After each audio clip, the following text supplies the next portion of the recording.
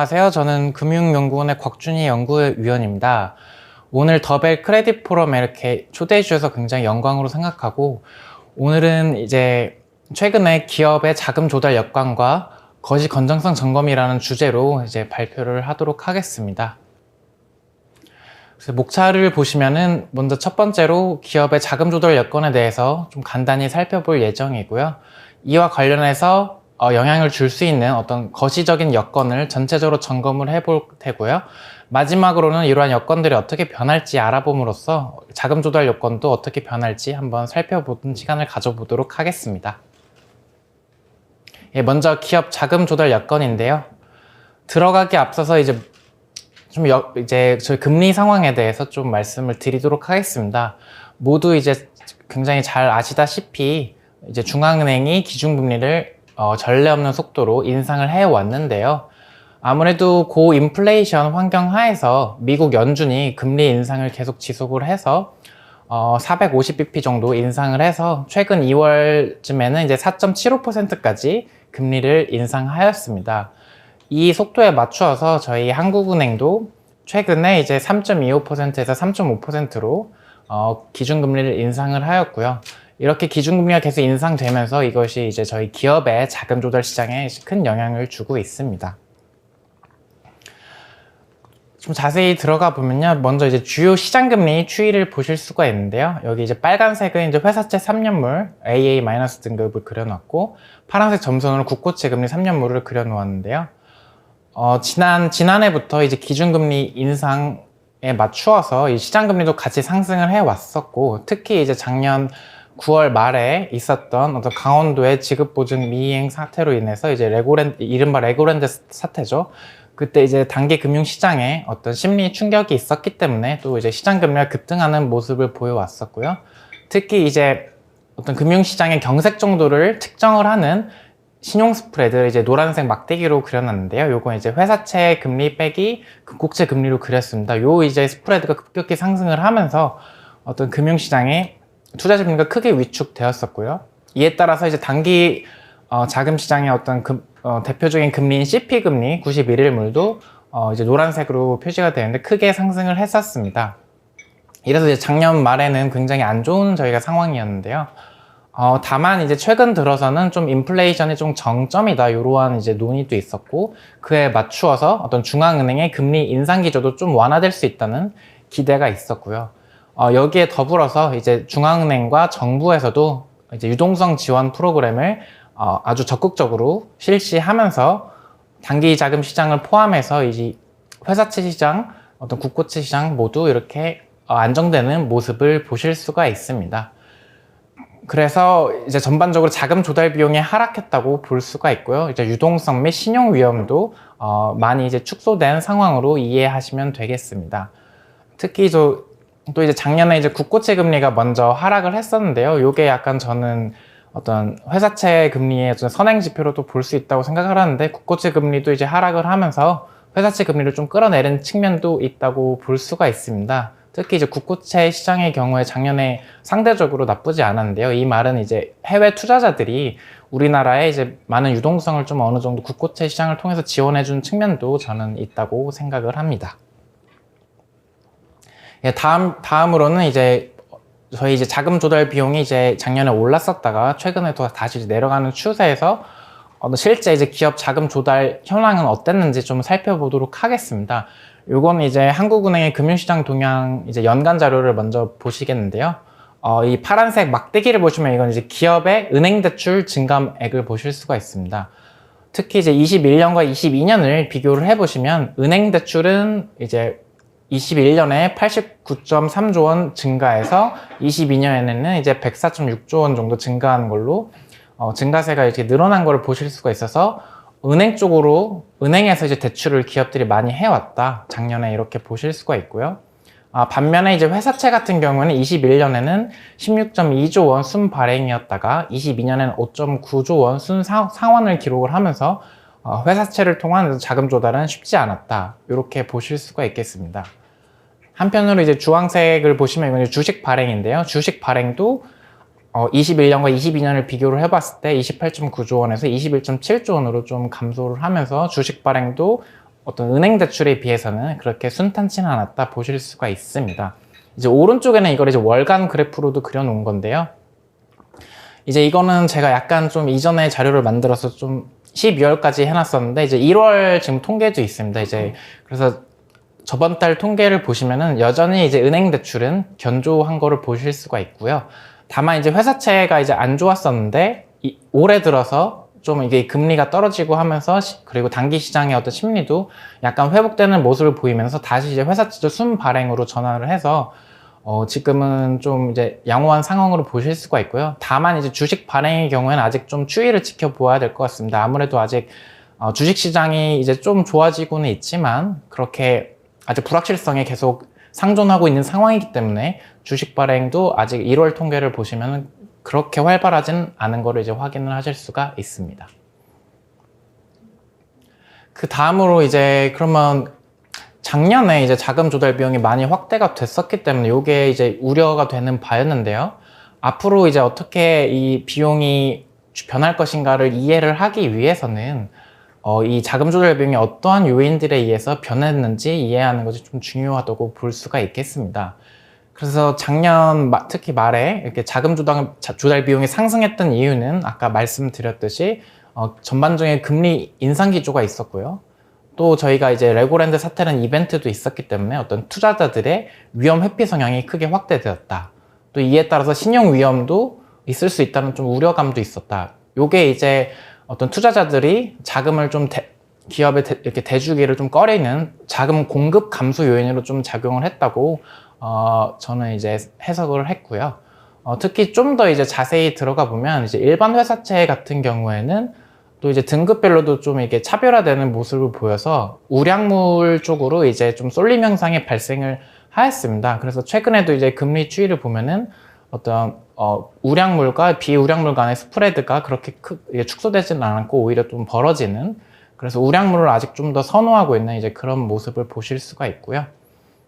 또 이제 발행 만기 측면에서도 보면은 이제 위험 회피 성향이 이제 확대되었었기 때문에 작년에 이제 만기가 좀 단기화되는 경향이 있었습니다. 그래서 원래 장기채 비중이 21년에는 14.5% 정도였는데 이제 22년에는 이제 좀 위험 회피 성향도 올라가면서 장기채 비중이 한 8.2% 정도로 축소되는 그런 모습도 이제 보실 수가 있습니다. 한편으로 이제 다음으로 이제 자금 수요 측면을 이제 살펴볼 텐데요. 이거는 이제 기업이 자금이 필요하기 때문에 돈을 빌린다, 이러한 이제 것으로 이해를 하시면 되겠고요.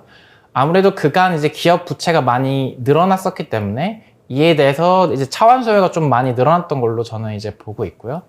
또 이제 아무래도 경기 둔화가 좀 저희가 우려가 되고 있는 상황이기 때문에 현금 흐름도 지금 그렇게 좋지는 않아서 이러한 것들이 이제 자금 수요를 확대시키는 요인으로 작용을 했었습니다. 그래서 전반적으로 이제 자금 공급이 감소하는 한편 또 자금 수요도 좀 확대되는 그러한 상황이었기 때문에 이제 자금 조달 비용이 늘어났었다, 이렇게 이해를 하시면 되겠고요. 특히 이제 이거를 이제 기업 같은 경우는 이제 자금을 수요하는 데 있어서 어떤 시설이나 운영 자금이 필요해서 이런 자금을 필요한 경우도 있고요. 한편으로는 이제 차환 수요가 필요한 경우도 있는데 2022년 중에 어떤 실적을 보니까 차환 수요의 비중이 좀 많이 늘어났었다. 이제 이거는 이제 금감원의 어떤 직접 금융 조달 실적을 자료를 보시면 알 수가 있는데요. 이제 구체적으로 보면 이제 일반 회사채 같은 경우를 보았을 때 22년 중에 발행 규모가 30.4조 원이었는데 이 중에 이제 차환 수요가 차지하는 비중이 원래 21년에 한 53%대였는데 22년에 한 60%대로 이렇게 올라가는 모습을 보실 수가 있었습니다.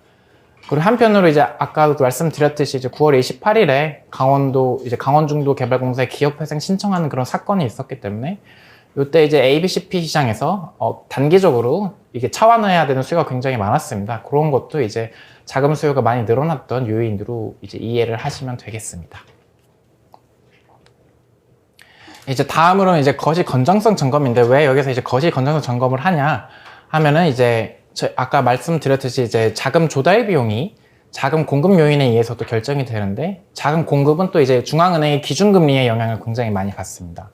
그런데 이제 중앙은행은 또 이제 거시 건전성 여건을 고려를 해서 기준금리를 정하기 때문에 이런 거시 건전성 현황을 파악하는 게 이제 자금 공급 요인을 파악하는 데도 중요하고요. 한편으로는 이제 건전성이라는 거는 기업이 얼마나 이제 재무 구조가 탄탄하냐 이런 거를 볼 수가 있기 때문에 만약에 이제 재무 구조가 탄탄하지 않고 현금 흐름이 적다면 이제 차환 수요도 늘어날 수 있기 때문에 이제 거시 건전성 전체적으로 보는 게 전반적인 이제 자금 조달 여건을 보는데 굉장히 도움이 된다고 이해하실 수 있습니다.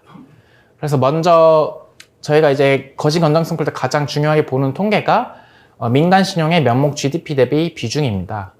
그래서 이제 한국은행 이제 자료를 보시면은 가계 및 기업 부문 부채가 모두 굉장히 누중되어 있는 상황을 이제 보실 수가 있고요. 특히 이제 증가세가 계속 지속되고 있어서 좀 유의해야 되고, 이제 가계 신용과 기업 신용을 좀 구분해서 보자면은 가계 신용의 경우에는 이제 금리가 많이 높아지면서 최근에는 좀 증가세가 많이 둔화가 되었습니다. 반면에 이제 기업 신용 같은 경우에는 그럼에도 불구하고 차환 수요가 많이 증가한 요인 등으로 인해서 계속 이제 늘어나고 있어서 이게 좀 위험 요인으로 보실 수 있겠다.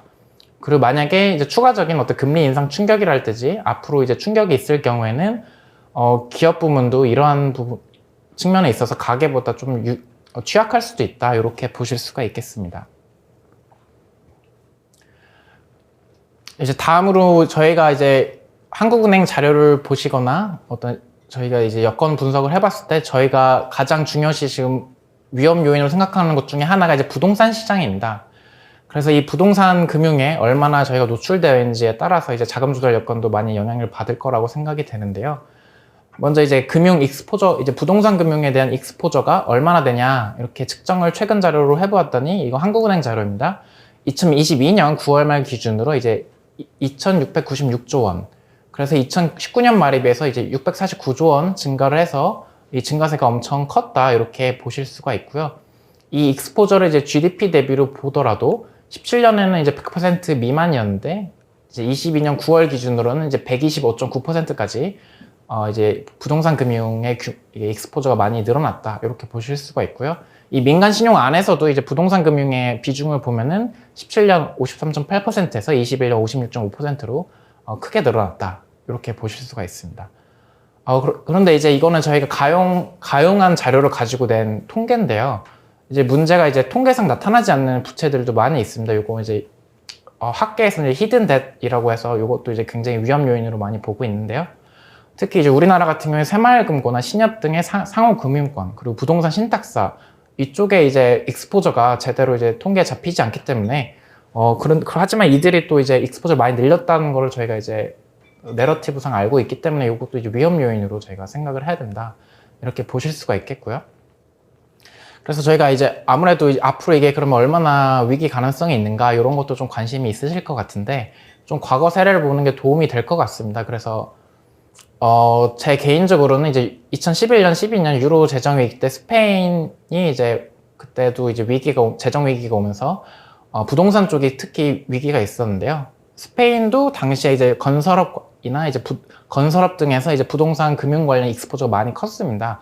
그래서 부동산 가격이 이렇게 급락을 했을 때 이것이 이제 충격의 전이 경로로 작용한 사례가 있습니다. 그래서 우리나라 같은 경우에도 이러한 혹시나 이제 부동산 가격이 조정이 되는 경우에는 이제 이러한 위기가 발생을 할 가능성을 이제 완전 배제할 수는 없다. 그래서 좀 유의해야 된다고 생각을 하고요. 이거 좀 구체적인 메커니즘을 살짝 설명을 드리면은 보통 이제 부동산 경기가 호황일 때는 금융기관이 이제 대출을 많이 해주게 됩니다. 뭐 예를 들어서 이제 아무래도 아파트를 예를 들면 아파트 가격이 상승한다고 계속 사람들이 기대를 하기 때문에 가게에서 차입을 많이 늘려왔었는데요.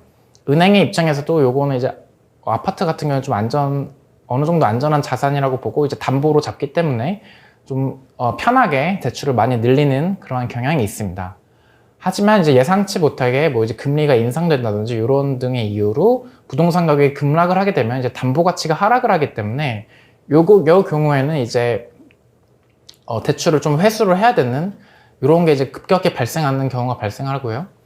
또 이제 가게 같은 경우에는 이 돈을 이게 차환을 하지 못하는 경우에는 급매로 집을 팔아야 되기 때문에 이때는 부동산 가격이 더 하락을 하고 이러한 이제 악순환이 발생을 하면 이제 위기가 발생을 할 수도 있다. 이런 사례가 있었다고 이제 말씀을 드립니다.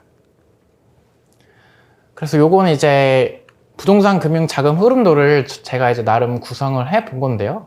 굉장히 이제 복잡하게 서로 얽혀 있습니다. 그래서 간단히 여기서 간단하게 인사이트를 말씀을 드리면 어떤 저희 은행이나 비은행 금융기관이 있고 가게도 있고 뭐 기업도 있고 이 사이에 뭐 보증기관도 있고 주택금융공사도 있고 이제 투자자들도 있고 이렇게 서로 다 익스포저로 이렇게 얽혀 있는데요. 어떤 일부 부문이 이제 충격을 받는 경우에는 서로 이렇게 익스포저가 줄어들면서 좀 큰 충격을 받을 수도 있다. 그래서 그리고 서로 이게 익스포저 규모가 굉장히 크다. 요거를 제가 이제 여기다 그림을 그려 놓은 거고요. 시간 관계상 아주 자세하게 말씀드릴 수 없지만 이제 가장 좀 이해하기 쉬우신 부분 중에 하나가 아무래도 가계 부문일 것 같은데요. 아시다시피 이제 그동안 부동산 시장이 굉장히 호황이었기 때문에 가계 부문은 이제 전세 자금을 이용해서 갭 투자를 많이 해왔었습니다. 요거는 이제 가계 부문의 레버리지가 굉장히 컸다. 이렇게 이해를 하실 수가 있겠는데요. 최근에 이제 계속 이야기가 나오는 게 전세 가격이 지금 하락을 하고 있어서 이게 역전세 지금 현상이 발생을 하고 있고, 만약에 이제 집주인이 임차 보증금을 반환하기 어려운 경우에는 이제 부동산을 급매를 해야 될 수가 있는데요. 이때 이제 부동산 가격이 크게 하락을 하고, 이러면 이제 주택담보대출 관련한 담보 가치가 하락을 하니까 은행의 입장에서도 이렇게 이러한 이쪽에 이제 대출 규모를 줄여야 되고, 그리고 담보 가치가 떨어진다는 거는 이제 대출을 마음대로 해줄 수 없기 때문에 이제 금융기관 전반적으로 신용 공급 능력이 이제 감소를 할 수가 있습니다. 근데 이게 단순히 이제 가계 부문의 문제만이 아니라 전반적으로 금융기관의 이제 대차 대조표가 좀 안 좋아지게 되면은 이게 이제 기업에 대한 대출도 좀 줄일 수 있는 요인이 될 수가 있어서 이게 서로 이제 가계 부분의 충격이 금융기관의 어떤 신용 공급 능력을 감소시키고 요게 이제 기업의 자금 조달을 어렵게 하는 이렇게 부문 간 연계 효과가 있다. 이런 거 좀 유의를 해야 된다고 이제 보실 수가 있겠습니다. 다만 이제 그나마 좀 이제 긍정적인 좀 사이드를 좀 말씀을 드리자면은 그동안 이제 금융기관이 어떤 자본 적정성이라든지 이렇게 자본 확충을 많이 해왔기 때문에 금융 부분은 좀 충격에 좀 그래도 강한 편이다. 이렇게 보실 수가 있고요. 이렇게 된 이유는 이제 저희가 2008년 글로벌 금융위기 이후에 은행권 중심으로 어떤 자본 적정성 제고를 위한 규제를 이제 많이 도입을 해왔었고요. 또 이제 부동산 PF도 저희가 이제 많이 지금 위험하다고 하고 있긴 한데, 2011년 저축은행 사태 때보다는 지금 어떤 자기자본 비율이랄지 이런 게 이제 저축은행이 그때보다는 괜찮은 상황입니다. 이건 왜 그러냐면 당시 2011년 저희 저축은행 사태 있었을 때 구조조정도 대규모로 들어갔었고요. 또 이제 뭐 상호 저축은행 관련 법령 개정도 했었고, 이런 식으로 이제 좀 건전성 규제가 있어 왔기 때문에 그나마 지금 좀 괜찮다 이렇게 보실 수가 있고요. 은행권은 특히 좀 괜찮은 것 같긴 한데 이제 뭐 비은행권은 좀 그래도 유의를 해야 된다고 생각을 하고요. 아까 말씀드렸다시피 이제 부동산 가격 조정되면 이제 부동산 PF 쪽 문제가 발생을 할 테고, 또 이제 한계 기업도 증가를 할 수 있고, 이러면 이제 유동성뿐만 아니라 건전성 측면에서도 어떤 중소형사 중심으로는 일부 구조조정이 당연히 있을 수 있다. 이렇게 보고요. 하지만 결론적으로는 은행권이 이러한 충격을 좀 흡수해줄 능력이 아직은 있다고 보기 때문에 그래도 시스템적인 리스크 어떤 가능성은 그렇게 높지는 않다. 이렇게 지금 판단을 하고 있습니다. 또 이제 중요한 게 이거는 이제 그냥 시나리오를 생각을 해보는 건데요. 이거 굉장히 낮은 가능성의 시나리오로 생각을 합니다. 그래도 이렇게 생각을 해보는 게 유용하기 때문에 한번 말씀을 드리자면, 혹시나 이제 금융기관, 은행 포함해서도 손실 여력이 모두 소진이 되었다. 이럴 때 저희가 이제 할 수 있는 거는 이제 정부나 중앙은행이 유동성 지원을 하는 것이고요. 요게 이제 2008년 글로벌 금융위기 때 있었던 거고, 잘 아시다시피 이제 미국이나 유럽 등에서 뭐 자산 매입 프로그램, 뭐 지급 보증, 부실 자산 정리, 이런 식으로 이제 결국에 최종적으로 이제 불을 끄는 거는 이제 정부 쪽이 되겠습니다. 그래서 이 말씀을 왜 드리냐면, 우리나라가 이제 지금 뭐 재정 수지라든지 아니면 저희 어떤 해외 대외 채권 혹은 외환 보유고 측면에서 지금 이전 위기와는 다르게 좀 지금 양호한 상황이기 때문에 이제 국제 금융시장에서도 어떻게 저희 우리나라를 인식을 하고 있냐면, 어떤 안 좋은 금융시장이 안 좋은 상황이 발생을 하더라도 정부가 유동성 지원을 통해서 이제 불을 끌 수 있다. 이러면 이제 또 투자자들의 이제 심리도 안정이 되기 때문에 해외 투자자도 그래도 지속적으로 우리나라 이렇게 금융시장에 자금을 지원을 해줄 수 있는 그런 효과가 있다고 생각을 하실 수가 있습니다. 그래서 이제 왼쪽은 이제 저희 우리나라 재정 수지 전망인데요. 이건 이제 IMF 피스칼 모니터에서 가져온 건데, 이제 한국, 선진국, 신흥국을 비교를 해보면 2022년의 경우에 한 마이너스 1.8%였지만 우리나라가 선진국 마이너스 2.6%, 신흥국 마이너스 4.7%에 비해서는 좀 양호한 편이었고, 선진국, 신흥국은 평균적으로 2023년, 24년에 계속 적자를 유지할 거라고 예상이 되는 반면에 우리나라는 그래도 흑자 전환을 할 것이다. 이런 게 좀 이제 긍정적 요인이고, 요건 아마 이제 저희 국채금리 좀 하락 요인으로 작용을 해서 또 요것도 이제 회사채 시장 포함해서 자금 조달 시장에서도 그래도 긍정적 요인이다. 이렇게 판단을 하고요. 이제 오른쪽은 이제 한국의 CDS 프리미엄인데요. 요거는 이제 우리나라가 부도를 낼 확률이 얼마인가 요거를 측정을 하는 지표로 생각을 하실 수가 있는데, 요것도 보시면은 이제 2008년 때 이렇게 한번 스파이크가 있었지만 최근 이제 수치를 보시면 그래도 굉장히 안정적인 편이다. 그래서 우리나라의 어떤 정부 부분의 어떤 재정 여력이나 대외 건전성은 좀 양호해서 요게 어느 정도 우리나라 금융시장의 안정성 제고에 좀 도움이 될 것이다. 이렇게 이해를 하실 수가 있겠습니다. 예, 이제 마지막으로 이제 향후 여건 전망입니다. 그래서 이제 제가 아까 자금 조달 현황을 이제 보여드렸었는데, 이제 기업이 이제 은행에서 대출을 받을 수도 있고, 또 채권 발행을 할 수도 있고, 주식 발행을 할 수도 있습니다. 그래서 이 세 가지 요소가 이제 어떻게 될 것인지 좀 제가 한번 전망을 해 보았는데요. 아무래도 최근에 이제 시장 금리가 계속 하향 안정화 추세가 있었고 하니까 좀 이제 대출 쪽이 대출이나 채권이나 이런 금리가 그렇게 나쁘진 않을 것이기 때문에 좀 괜찮을 것이다. 이렇게 보았고요. 다만 이제 저희 경기 둔화 우려가 있어서 이거는 이제 기업 이익도 감소하고 현금 흐름도 좀 좋지 않을 가능성이 있는데, 요거에 대응을 해서 기업들이 어떤 이제 은행에서 대출을 또 추가로 받고 회사채도 더 발행을 해서 좀 대응을 할 수 있지 않을까 생각이 됩니다. 보통 이제 보시면은 경기가 안 좋을 때 기업들이 주식 발행을 좀 줄이고 채권이나 대출을 좀 늘리는 경향이 있는데요. 올해도 좀 그런 경향이 보이지 않을까 생각이 됩니다. 또 이제 주식시장에 같은 경우에 아직 불확실성이 완전히 해소되지 않았기 때문에 주식 발행이 뭐 전년에 비해 아주 뭐 이렇게 활성화되기는 어렵다고 지금 생각을 합니다. 근데 이제 아무래도 향후 여건 전망에 있어서 제 생각에 가장 핵심 포인트는 자금 공급 측면인 것 같고요. 특히 이제 자금 공급의 어떤 원가라고 할 수 있는 기준금리 경로가 아무래도 좀 중요하지 않을까. 그래서 이게 이제 어떻게 될 것인가에 따라서 좀 이제 기업들의 자금 조달 여건이 또 많이 바뀔 거라고 생각을 합니다. 그래서 그러면 기준금리가 이제 어떻게 될 것인가, 요건 이제 뭐 물론 예측하기가 굉장히 어렵지만 그래도 좀 시나리오를 좀 생각을 해보자면요. 이제 제 뷰를 말씀드리면 지금 현재 민간 신용 규모가 굉장히 과도하고요. 또 부동산 가격이 급락 가능성을 배제할 수 없는 상황이기 때문에 하는 입장에서 기준금리를 이제 많이 이렇게 올리기는 어렵다, 이렇게 생각을 하고요. 제 생각에 이제 한은에서 과거 사례를 아마 굉장히 잘 알고 있을 거라고 생각을 합니다. 대표적인 사례가 이제 1989년, 이제 90년 초반에 일본이 좀 정책적으로 실패를 했었습니다.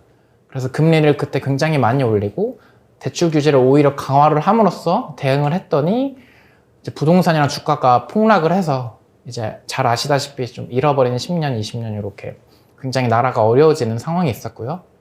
여기에서 이제 얻을 수 있는 교훈은 금리를 함부로 이렇게 너무 많이 올리면 안 되겠다. 그래서 금리 결정을 할 때 물가랑 뭐 고용만 볼 게 아니라 어떤 자산 가격을 아예 고려하지 않을 수 없다. 이런 좀 교훈을 좀 얻을 수가 있고요. 그래서 이제 왼쪽을 보시면 민간 신용이랑 제가 이제 주택 매매 가격 간의 관계를 좀 그려놨는데요. 이제 X축은 이제 민간 신용의 GDP 대비 비중이 5년간 얼마나 변화했는가를 나타냈고, 이제 Y축에는 이제 주택 매매 가격 변동률 KB 기준으로 그려놨는데요. 보시면은 저희가 98년 외환위기 때 한 KB 기준으로 한 마이너스 10% 정도까지 주택 가격이 떨어진 적이 있었습니다. 요거를 이제 최하단으로 보신다고 하면 아직 저희 2024년 1월은 제가 약간 추정치로 이렇게 찍어놨는데 한 마이너스 5% 정도인 것 같아서 아직 최하단으로 이제 가진 않았다, 이렇게 보실 수가 있고, 저희 21년, 22년을 보시면 민간 신용이 굉장히 누적된 상황에서 주택 가격이 많이 올라와 있었던 사이클이었기 때문에 당연히 여기서 이제 밑으로 내려가는 건 굉장히 자연스럽다고 보게 되고요. 아무래도 더 추가 하락 여력이 당연히 있다.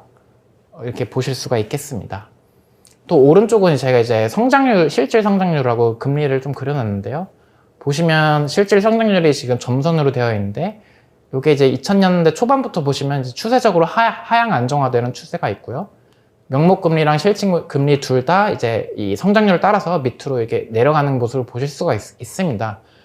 그래서 이건 약간 중장기적인 측면에서 좀 생각을 해보는 건데요. 아무래도 이제 대출자 입장에서는 이 자금을 조달하는 차입자가 결국에 생산을 그만큼 더 해서 이 돈을 갚아야 된다는 갚을 수 있다는 걸 확인을 한 다음에 이제 돈을 빌려줄 수가 있기 때문에 성장률하고 금리는 좀 같이 가는 경향이 있고요.